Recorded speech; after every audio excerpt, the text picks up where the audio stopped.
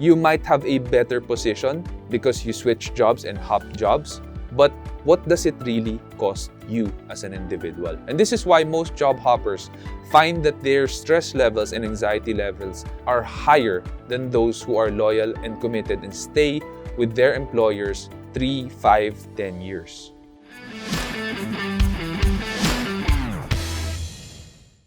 Hey guys, welcome back to the Leadership Stack broadcast. I'm your host, Sean C., aka Mr. CEO at 22. For today, we will be talking about why job hopping will ruin your career. Now, these are pointers that I want to share with you to help you, not to be biased to business people or company owners or leaders out there. This is just really to help you and to help other people out there that you know who might be thinking about doing job hopping. If you're new to the channel, please don't forget to subscribe, hit the like button and that bell notification icon. That really helps us out and really helps this video to be shared with more people who might need it. So, job hopping. What's so bad about job hopping? There are so many articles out there today that says it's okay to job hop. In fact, you're gonna get a higher salary faster with job hopping. In fact, you're gonna get more experience in a faster rate when you job hop. Well, this is really not the case. And I'll tell you why and I'll share my story with you later on. But I'm going to go ahead and dissect our points. So when you job hop, the first problem is your mastery becomes shallow. So usually when people graduate from college, so if you're a fresh grad or you know someone who's a fresh grad, there's really not much mastery when it comes to your professional skills. Because you're still going to be going to your first job, learning the ropes, learning how it is to be a professional, introducing yourself and integrating yourself to the culture of that company, learning how to deal with your higher ups, learning how to deal with your lateral colleagues, learning all of these things at the same time. You're not even starting with the mastery of your profession yet. Mastery would start when finally you've earned enough trust from your leaders and colleagues that they would give you more and more of the tasks that they need you to produce or need you to finish. Now, when you get more of these tasks, your mastery starts. But it cannot go that deep if you're just going to be doing it for a year. You see, when I did SEO, I had to practice it for a long time before finally the market has respected SEO hacker and me as the CEO and main specialist. It took a lot of time for that to happen. I would argue, I think it took me around 4 to 5 years for me to be largely recognized as an expert in the field, as really good, and perhaps even as the #1 SEO specialist in the country. Thinking that you can get that deep of a mastery in just 1 or 2 years is a fallacy. It's not gonna happen. And here's the problem with that. If you are not a master at something, the world will not pay a lot for you. That's the honest truth, because the market demands excellence. You have to be excellent at what you do. In fact, I would argue you need to be the best at what you do for the market to value you and pay you more than what you bring to the table. And isn't that the best case scenario? When you're doing less work for more pay, that's actually the dream.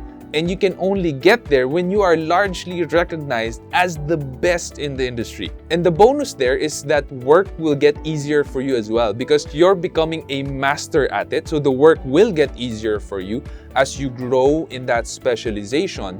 And yet, the market is going to be willing to pay you more. And if you job hop, that's not going to happen. Your mastery is just going to be shallow. It's going to stay shallow in a sea of so many people working on their mastery. You have to compete with them. And how can you compete when you're just 1 or 2 years trying to master this skill, and yet there are people who have tried to master it for 5, 8, and 10 years? There's no way you can compete with them. The next reason why job hopping will ruin your career is that scarcity dictates value. And what is more scarce or what is more rare nowadays are loyal people. Loyal people are getting rarer and rarer. Today, we all know that. It's not true just in the job market, it's also true in relationships. And it's a sad fact that it's true in relationships. There are less loyal people now. And that's because of the advent of social media, all of these fake news going around, all of these stories that have bubbled up, have been exaggerated just to get views and clicks and readers. We think it's the truth, but it's largely not. So loyalty is something that's beheld in very high esteem today. And loyalty can easily be seen by how long you have committed yourself to a certain organization. It's so easy to see if someone is loyal based on the number of years of their stay in their resume. In fact, as CEO, I have to deal with hundreds of resumes in a month. And usually, when I see a resume with just 1 or 2 years in 5 companies or 3 companies, that's already a danger sign for me. And I usually pass on those resumes. I don't hire people who are mercenaries. You stay for 1-2 years thinking you can get higher pay, thinking you can master a lot of things, be a jack of all trades, but smart leaders will pass on those kinds of people. So that's another reason why job hopping will ruin your career, because loyalty is rare and scarcity dictates value. The next reason why job hopping will ruin your career is because commitment is a critical factor to any relationship that will flourish. Much like how a husband and a wife are committed to each other. When they're committed to each other, they're faithful to each other, they sacrifice for one another, they have unity in their marriage, you can see that that marriage clearly will flourish and grow, and they will grow together and love each other more and give more to each other. When you job hop, there's just no commitment. How can 1 or 2 years in your resume enable your future lawyer to see if you're committed or not? 1 or 2 years is honestly not a long time in the job market. Because again, going to my first point, mastery is so important. Loyalty is so important. So 1 or 2 years will show future employers that you really don't have that much commitment. And if you don't have much commitment to your past employers, how can you say that you will have more commitment to your future employers? You just cannot, because history, as the saying goes, repeats itself. The next reason why job hopping will ruin your career is because there is what we call cost of switching. In any business, especially because I'm in the tech industry, there's a lot of software that I have to deal with. When you switch softwares, there's a cost. You have to learn that software, you have to transition the database to that software, import everything, do your workflows again. Much like how if you're gonna switch out from a social media platform to another social media platform, there's a cost of switching. You cannot just take out all your photos and videos and copy and followers and your likes and switch it to that new platform. It's gonna take a lot of time and effort and learning and getting used to and promotion. There is a cost of switching in life. When you switch careers, there is a cost for you.